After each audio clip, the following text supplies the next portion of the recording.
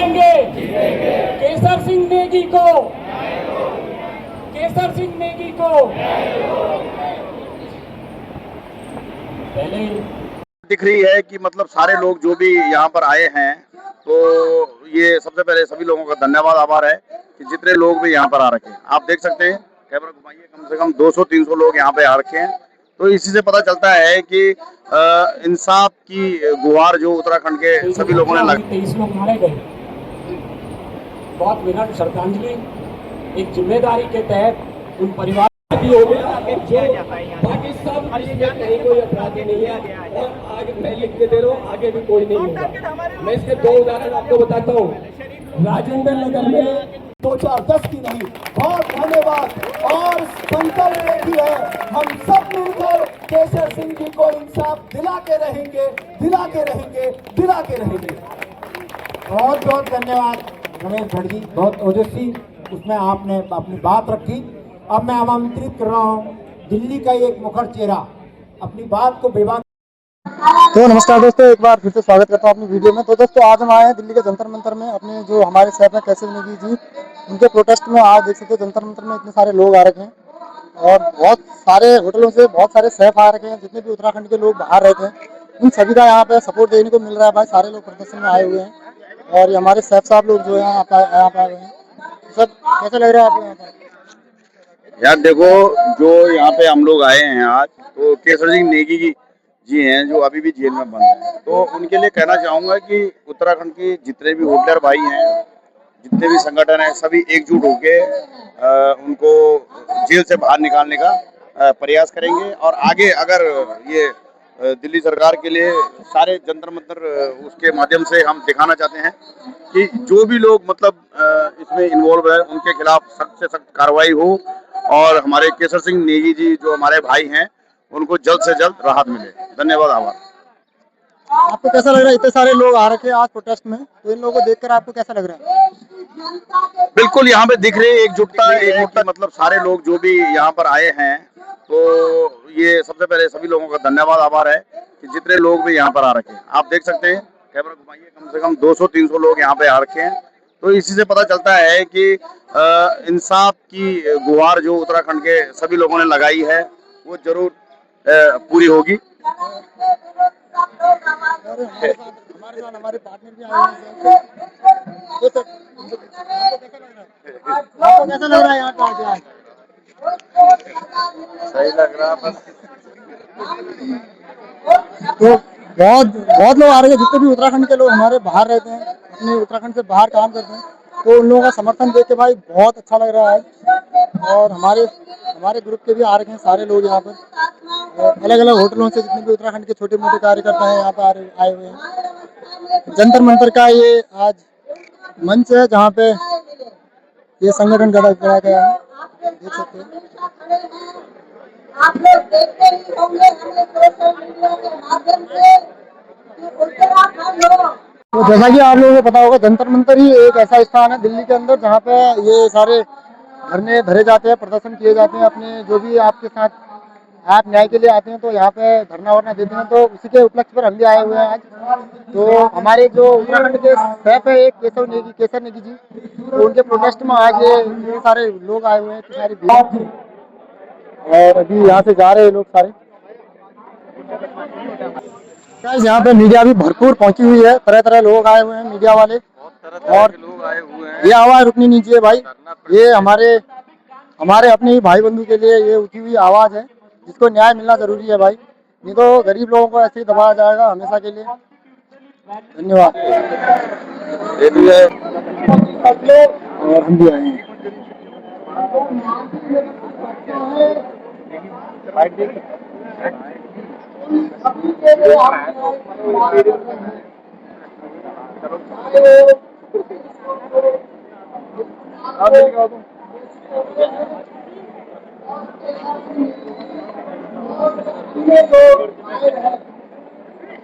और हम सबसे बड़ी बात, दिल्ली के अंदर एक घटना घटी थी, मालवीय नगर अग्निकांड हुआ था। 23 लोग धीरे 21, 22 और 23 काल कलवी थे, अग्निकांड में मारे गए।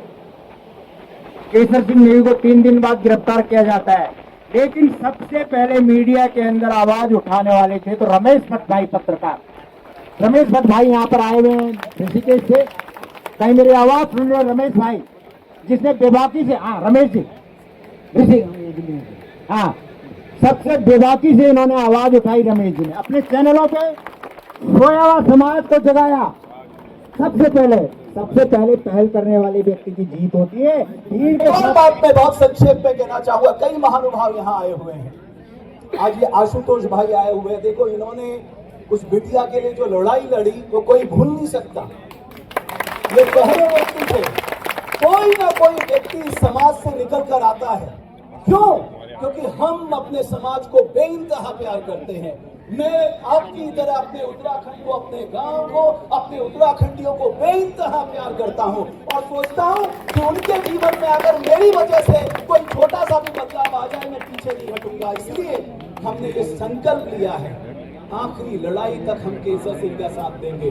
बिट्टू भाई, मैं आपका बहुत धन्यवाद करूंगा। अच्छा क्या है, हमारी भी जमा पूंजी बिट्टू भाई है, कुछ भी दिक्कत होती है बिट्टू भाई ये करना है।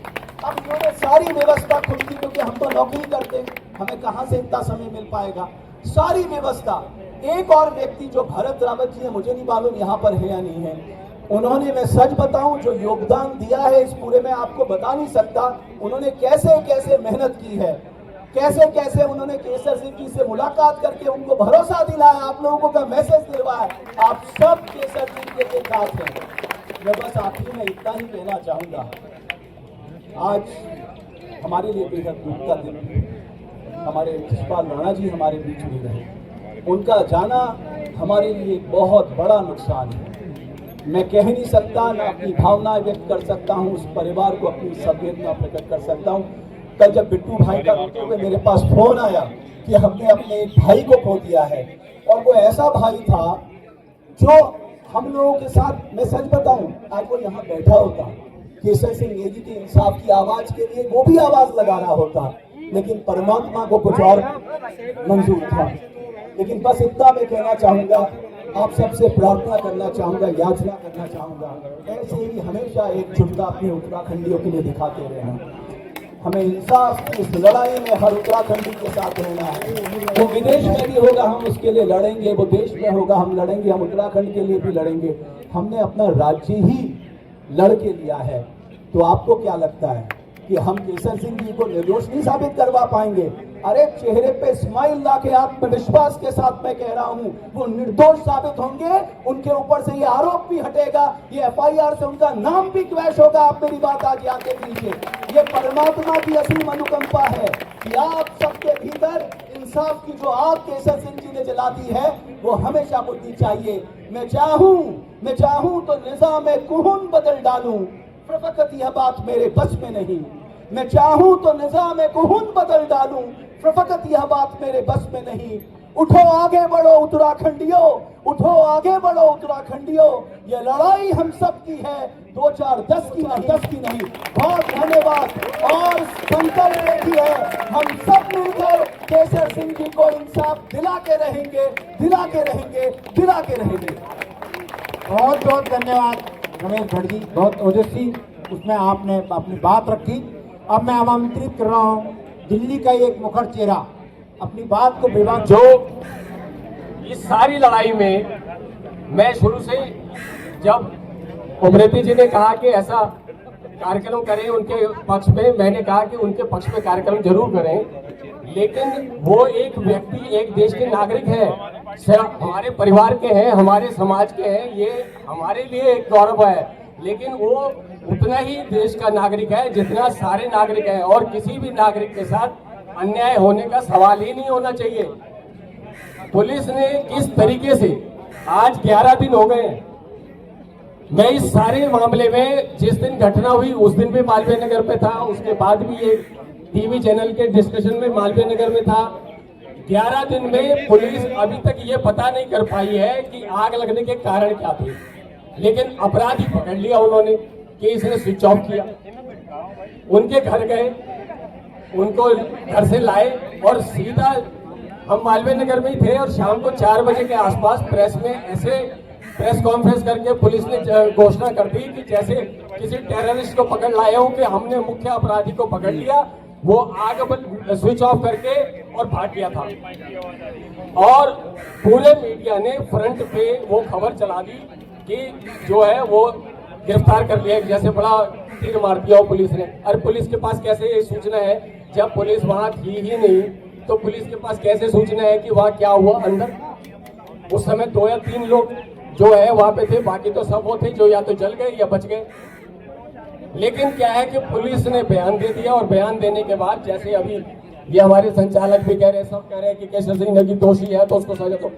अरे दोषी कोई उसका उल्लेख ही नहीं है किसी भी मामले में। और मैंने सबसे पहले वो जो मैं जिस दिन वहां पे वो गया था मालवीय नगर पे घटनाक्रम पे, उस दिन शाम को 4 PM का वो चल रहा था, वीडियो चल रहा था। तो मैंने 4 PM के वीडियो को वो करके अपने उस पर डाला कि भैया उस समय 10:30-11 बजे जब लड़की इंटरव्यू कर रही है तो वो वहां पर जो है इंटरव्यू दे रहे थे। और उनका सबसे बड़ा कसूर क्या है, जो असली बात समझनी चाहिए हम सबको, उनका कसूर ये है कि अंदर किसी को ये नहीं पता था इसमें 26 कमरे हैं, इसमें 4 कमरे हैं, इसमें 5 कमरे हैं, क्योंकि मुख्य जगह पे आग लगी हुई थी। और मैं उसमें गया, वहाँ छोटी सी गली है, समझिए इससे भी कम गली है वो।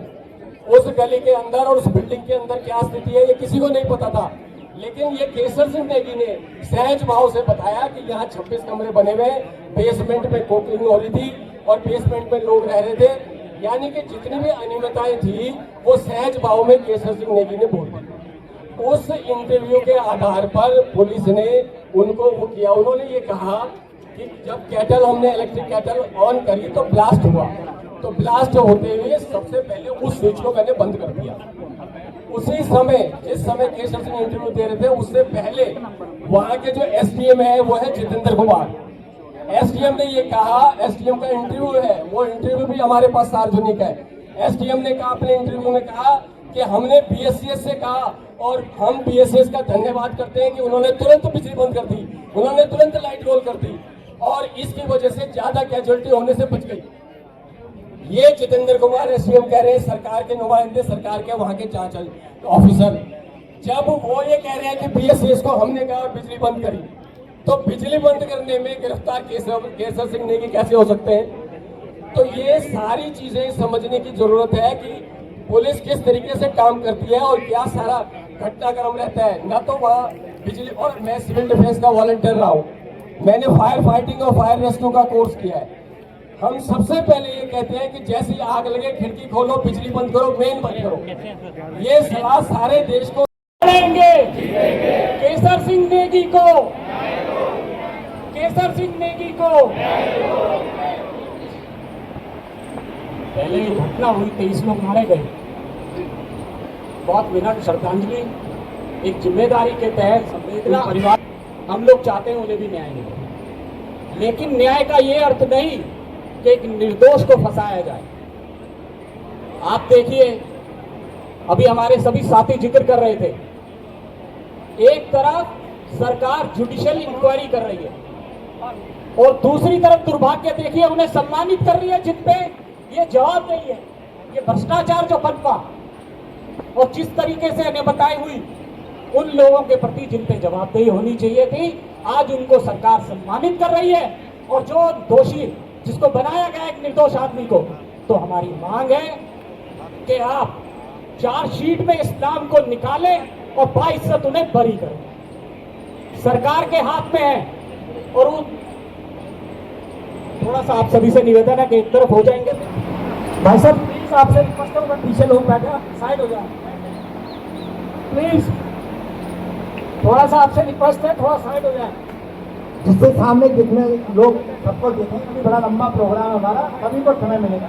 अब मैं मेजर संतोष भंडारी बहन से निवेदन करूँ आए और अपनी बात रखें। दोस्तों फिलहाल हम अभी जा रहे हैं अपने रूम पर, क्योंकि हमें 2 बजे ड्यूटी जाना है और हम सरकार से यही मांग करेंगे कि भाई जो भी दोषी है उसको मिले कड़ी से कड़ी सजा, लेकिन जो निर्दोष है भाई उसको ना फंसाया जाए इस साल में, इस केस में। जिनकी मानते हैं कि गलती है, तो गलती का ऐसा नहीं है कि गुनाह है बहुत बड़ा, क्योंकि उन्होंने सेफ्टी जो कर रखी है भाई, अगर वो नहीं करते तो उससे भी जो 30-35 लोग बचे हैं वो भी नहीं बचते शायद।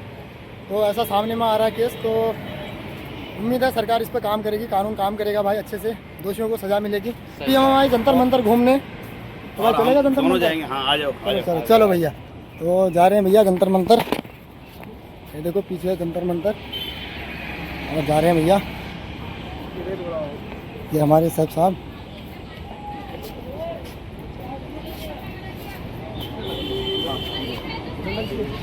टिकट लगती है बोला टिकट लगती है तो भाई जाना कैंसिल। टिकट के नाम पे जाना कैंसिल। अभी हम जा रहे हैं अपने ड्यूटी के टाइम पे और तब तक के लिए बाय बाय। अगले ब्लॉग में मिलेंगे ऐसे ही। थैंक यू सो मच, बने रहिए मेरे साथ।